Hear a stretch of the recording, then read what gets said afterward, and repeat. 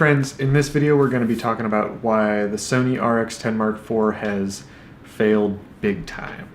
First, I want to say that I've been paying very close attention to the images that we've been seeing out of the RX10 Mark IV, especially on DP Review, and I gotta say, boy oh boy, I don't even care about the 1-inch sensor size, and this is from me. You know me. I'm a dinosaur. I love full frame. I'm unapologetic about it. That is entirely my bias, but I don't care with the RX10 Mark IV. I think the color in that is on point. I don't care that it's a 1-inch sensor. I think they did a fantastic job getting the color science right. I'm really impressed with that. And also, thank you DP Review, if any of you happen to be watching, for giving us those sample images. So let's leave aside for a minute, especially after that, the conversations about sensor size and equivalence that I do so love to dive into, and instead look at how the RX10 Mark IV and, on a larger scale, Sony has really let us down. Experience. I think it's that easy to state. He needs to bring two things to the market, especially with Canon and Nikon moving into the mirrorless interchangeable lens camera market space. Without these two, I think Sony will still play second fiddle and maybe even third. These are, of course, connectivity and the menus.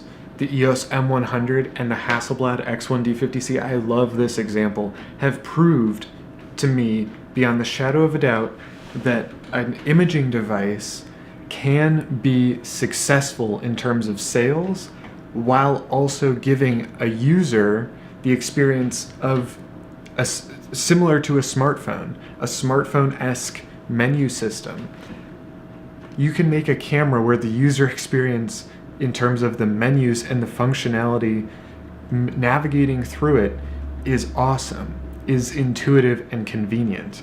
Real photographers, you say, care more about base ISO dynamic range, care more about lens systems. For most users, in my opinion at any rate, most people who are buying cameras, period, dedicated cameras, period, largely entry-level users, would benefit more from wireless tethering, being able to have that image sent straight to your smartphone, be able to use that image immediately.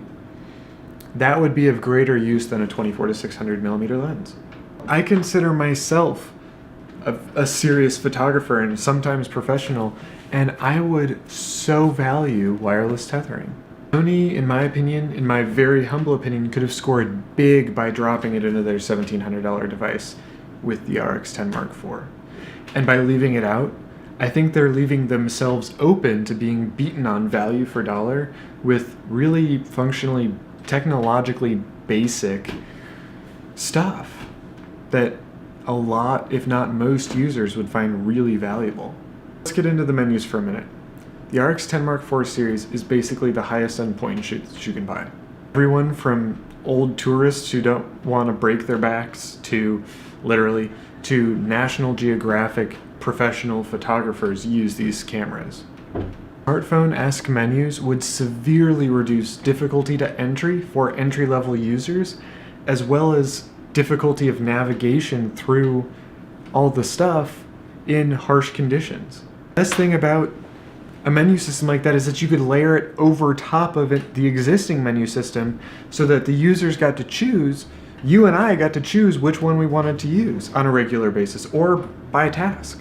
My very humble opinion, as the first foray into the consumer market with the RX10 Mark IV, with the A9's processor, as Sony's first foray into the consumer market in the RX10 Mark IV with the A9's processor, they left a fair amount on the table. I don't think the RX10 Mark IV is all that it needs to be. I think they've made a ton of huge improvements, but I think they did 20% of the work and got 80% of the result, and I really wish they would have put in 15% more of the work and gotten us to 90% of the result with menus and wireless tethering. Canon and Nikon get into the mirrorless interchangeable lens space, into that market, they're going to emphasize what they're masters at, what they're past masters at. User experience. Sony doesn't respond, they're going to use huge swaths of users back to Canon and Nikon. thank you very much for your time and for your attention. I'm very curious to hear and see and read what you have to say on the subject. Don't forget to smash the like button if you found this engaging, entertaining, or a new perspective. Looking forward to hearing what you got to say. I'm looking forward to seeing the next one.